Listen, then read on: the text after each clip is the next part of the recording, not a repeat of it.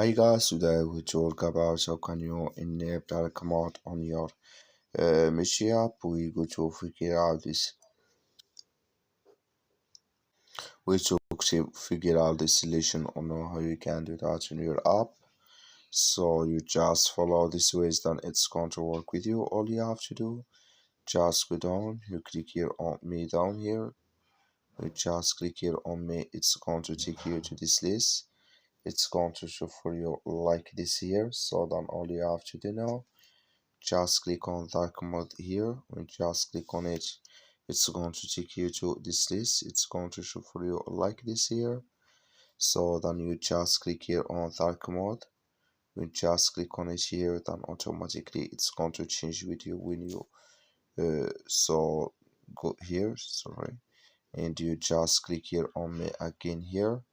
So then you will find the change video here to dark mode like you see now on your Meitu app.